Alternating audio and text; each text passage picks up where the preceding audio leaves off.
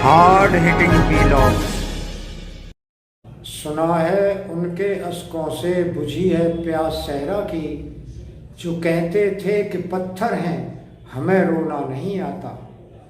दोस्तों, ये लाइनें हैं भाई कुमारी बहन मायावती जी के लिए। सहरा का मतलब होता है रेगिस्तान। तो दोबारा सुन ले लाइन, शायद आपकी समझ में आ जाए। सुना है उनके अश्कों से बुझी है प्यास सहरा की, जो कहते थे कि पत्थर हैं हमें रोना नहीं आता। आजकल ये लाइन बहन कुमारी मायावती पे बिल्कुल सही सिद्ध होती है। दोस्तों, जैसा कि आपको पता ही है कि भाई आजकल मायावती कहीं पर भी दिखाई नहीं दे रही, कहीं कोई उनका जिक्र नहीं हो रहा, कहीं कोई रैली नहीं कर रही, बिल्कुल एकदम खामोश हैं। तो इस खामोशी के ऊपर भी दो लाइन सुन लें। मायावती खामोश हैं नहीं लगा रही दम, मायावती खामोश हैं नहीं लगा रही दम, इसमें भी एक राज है बता रहे हैं हम। तो भाई हम आपको बताने जा रहे हैं कि भाई इसमें क्या राज की बात है। दोस्तों, आप जानते हैं कि भाई मायावती बड़ी ही सीजन्ड पॉलिटिशियन है। वो जानती है राजनीति की हवा किस तरफ चल रही है, किस तरफ बह रही है, सब जानती हैं वो। अब वो इंतजार कर रही हैं कि भाई कैसे भी मेरा भी कोई दांव लग जाए। इस बीजेपी और समाजवादी पार्टी की जो जंग हो रही है, सियासी जंग, इस सियासी जंग में कहीं मेरे लिए भी कोई रास्ता निकले जिस रास्ते से मैं भी सत्ता के गलियारों तक पहुंच जाऊं। इसीलिए वो आजकल चुप हैं, खामोश हैं, बिल्कुल शांत हैं। कहीं कोई खबर नहीं मिल रही है कि भाई बहुजन समाज पार्टी चुनाव लड़ रही है, नहीं लड़ रही है। ना तो वो कोई रैलियां कर रही है, ना वो संपर्क कर रही है, ना उनके कार्यकर्ता कहीं दिखाई दे रहे हैं। इनसे ज्यादा तो आम आदमी पार्टी दिखाई दे रही है भाई उत्तर प्रदेश में, जिसका कहीं कोई नामो निशान नहीं है, जहां कोई जमीन पर उनका कार्यकर्ता नहीं है, लेकिन वो भी भाई इनसे ज्यादा एक्टिव है, सक्रिय है। दोस्तों, हम बताएंगे इसके पीछे क्या राज है। पहले कुछ बैकग्राउंड सुन ले आप थोड़ी सी। और बैकग्राउंड ये है कि आप जानते होंगे 1995 में 96 में करीब 6-4 महीने के लिए मुख्यमंत्री बनी थी। फिर उसके बाद 97-98 में ये 6 महीने के लिए मुख्यमंत्री बनी थी। किनकी सहायता से? बीजेपी की सहायता से मुख्यमंत्री बनी थी। और फिर इसके बाद ये 2002 में भी करीब 1.25 साल के लिए मुख्यमंत्री बनी थी। तब भी बीजेपी ने इनको समर्थन दिया था। तो ये समर्थन ले लेकर के 2 बार यानी चीफ मिनिस्टर बनी, और एक बार ये समाजवादी पार्टी यानी कि नेताजी यानी कि मुलायम सिंह यादव, उनका भी समर्थन लेकर के 95 में मुख्यमंत्री बन चुकी हैं। लेकिन तब भी ये 4-6 महीने के लिए रही थी, क्योंकि इनकी किसी से पड़ती नहीं है। इनकी पार्टी का मेन उद्देश्य है कि पहले औरों को हराना और फिर उसके बाद अपनी जीत का रास्ता तय करना। किसी से गठबंधन कर लेना, किसी से गठबंधन तोड़ देना।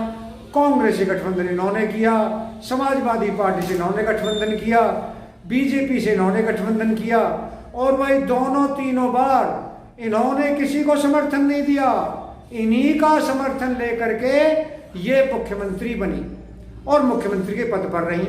ये अलग बात है कि 2007 में इनकी पार्टी का अपना बहुमत आ गया, अपनी मेजोरिटी आ गई उत्तर प्रदेश में, और 2007 से 2012 तक ये उत्तर प्रदेश की मुख्यमंत्री रही। और चूंकि 206-207 सीट मिली थी न 403 में से, इसीलिए फुल फ्लेज्ड मेजोरिटी थी। और इन्होंने 5 साल खूब एंजॉय किया, खूब हाथी वाले पार्क बनाए, खूब इन्होंने मूर्तियां लगाई अपनी, जीते जी इन्होंने अपनी मूर्तियां लगाई, भाई अपने को अमर कर लिया। अब मैं आपको बताता हूं कि इसके पीछे क्या राज है।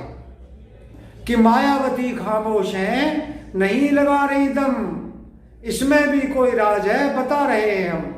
तो भाई इसमें एक उम्मीद अभी बाकी है, एक राज है इनकी खामोशी में, और वो राज है कि कैसे न कैसे भी उत्तर प्रदेश की जो असेंबली है वो हंग असेंबली आ जाए, यानी कि एब्सोल्यूट मेजोरिटी किसी भी पार्टी को ना मिले।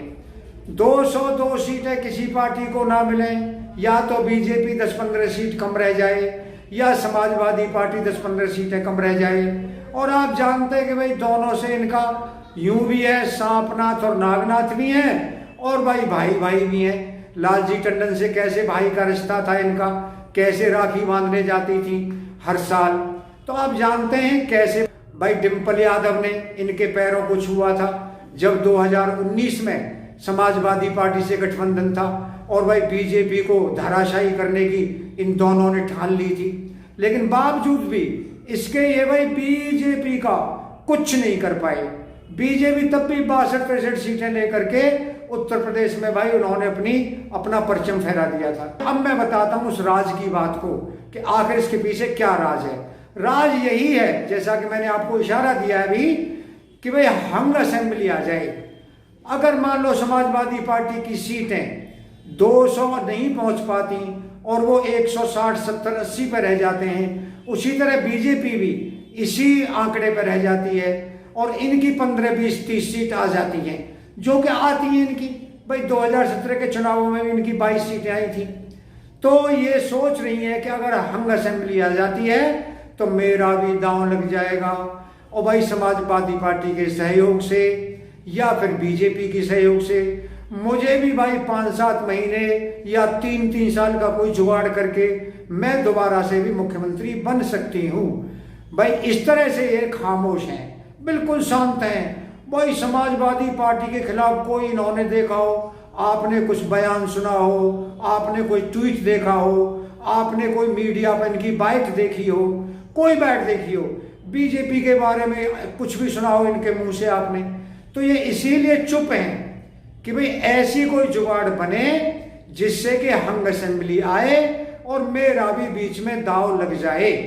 ये इनकी खामोशी का राज है। और देख लेना आप कि अगर ऐसा होता है, जो कि होगा नहीं, ये भी मैं आपको बता दूं, BJP full majority, absolute majority के साथ, यानी अपने गठबंधन के बाकी सहयोगियों को छोड़कर उसकी अपनी सीटें इतनी आएंगी, एब्सोल्यूट मेजॉरिटी में आएंगी कि वो सरकार बनाने में कामयाब होगी, और बीजेपी अगले 5 साल के लिए उत्तर प्रदेश में चुनी जा रही है। ये आप गांठ बांध ले और अच्छी तरह समझ जाएं, नहीं तो 10 मार्च को रिजल्ट आएंगे भाई, पता चल जाएगा कि भाई मैंने क्या कहा था। पकड़ लेना भाई आप हार्ड हिटिंग वीलॉग्स वाले को कि जी आपने क्या कहा था और अब ये क्या हो गया। बीजेपी की फुल मेजॉरिटी आ रही है और मायावती की इस बार कोई दाल गलने वाली नहीं है। बेचारी 10 साल से सत्ता से बाहर हैं। 2012 तक रही थी, 2017 तक समाजवादी पार्टी रही, 2017 से 2022 तक बीजेपी रही, और अगले 5 साल भी बीजेपी आ रही है। पसंद आया हो वीडियो तो आप चैनल को सब्सक्राइब करना, भाई वीडियो को लाइक करना और ज्यादा से ज्यादा शेयर करना।